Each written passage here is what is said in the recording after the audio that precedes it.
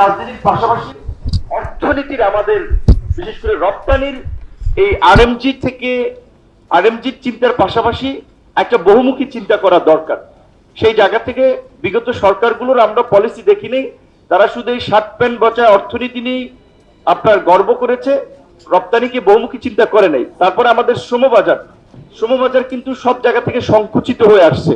আমরা ভেবেছিলাম, ধরেন আমাদের মালয়েশিয়া একটা এক্সাম্পল, মালয়েশিয়াতে তারা নেপাল কিংবা অন্যান্য দেশ, সব দেশ থেকে ওপেন সোর্সিং পদ্ধতিতে তারা লেবার নিয়ে থাকে।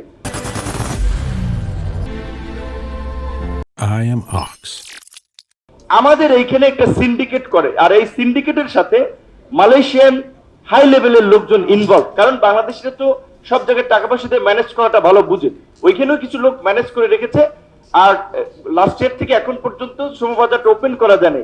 আমরা বাহরাইনে, আমাদের যে মিডল ইস্ট সবচেয়ে শ্রমবাজার, বাহরাইনে আমাদের জন্য বন্ধ, দুবাই বন্ধ, অনেক দেশ বন্ধ হয়ে যাচ্ছে। তো আমরা ভেবেছিলাম আমাদের চিফ অ্যাডভাইজার স্যারের যে স্ট্যাচার, তার যে অবস্থান, সম্মান, মর্যাদা, সেটাকে কাজে লাগিয়ে বোধহয় আমরা শ্রমবাজার একটা ভালো করতে পারবো। আসিফ নজরুল স্যারকে বেশ কয়েকবার বলেছিলাম, ইউনুস স্যারকে এই সমস্ত দেশগুলো সফর করেন, আপনি নিয়ে যান, কিন্তু শ্রমবাজারের জন্য তো একটা দেশেও স্যারকে সফরে যেতে দেখি নেই।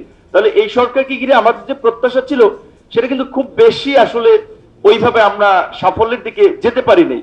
তো সেই দিক থেকে যারা পরবর্তী নির্বাচিত সরকার আসবে, তাদেরকে এখানে গুরুত্ব দিতে হবে। এবং আইপিএস এর কথা তো এখানে এসেছে, কোয়াডের কথা এসেছে।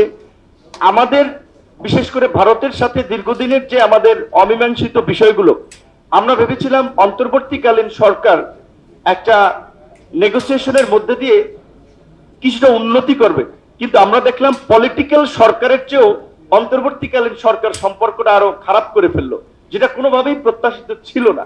যার ফলে এখন আমার মনে হচ্ছে যে বাংলাদেশের সাথে যেটা কম্বোডিয়া এবং আপনার থাইল্যান্ডের মধ্যে যে সংঘাত, আমার কেন জানি মনে হচ্ছে ছোটখাটো একটা সংঘাত হলেও বাংলাদেশ এবং ভারত সীমান্তে ঘটবে।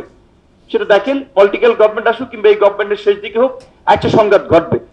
তাহলে আমাদের প্রতিবেশী যতই খারাপ হোক, প্রতিবেশী তো আমরা বদলাতে পারবো না, তার সাথে অন্তর্বর্তীকালীন সরকার যেভাবে আগানোর কথা ছিল, কেন পারেনি আমরা বুঝি না। এবং আমাদের দুইজন আলোচক বলেছেন, পররাষ্ট্র মন্ত্রণালয়কে আমি দুইবার গিয়েছি, অনেকের সাথে কথা বলেছি, ওই যে সবাই বলে স্থিতি অবস্থার মতো আদালতের স্ট্যাটাসকো দিয়েছে, পররাষ্ট্র মন্ত্রণালয়কে আমার সেরকম মনে হয় এই রকমের একটা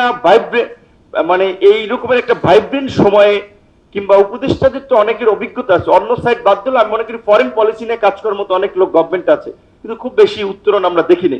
সেই জায়গা থেকে আমি বলছি, এই জন্য ওনারাও ক্রিটিক্যাল করে যাচ্ছেন, সামনে যারা আসবে তাদের জন্য ক্রিটিক্যাল হতে যাচ্ছে।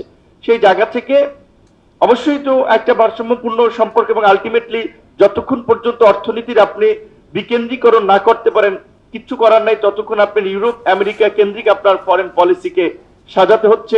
পাশাপাশি আমাদের প্রতিবেশীদের সাথে যতটুকু আন্ডারস্ট্যান্ডিং করে নেওয়া যায়, এবং চীন থেকে আমরা চাইলেই বের হয়ে যেতে পারবো না, সেটা কিভাবে ডিল করবেন, সেটা যারা এক্সপার্ট আছে তাদের আরো ওপিনিয়ন নিয়ে যারা সরকারে আসবেন তারা ভাববেন।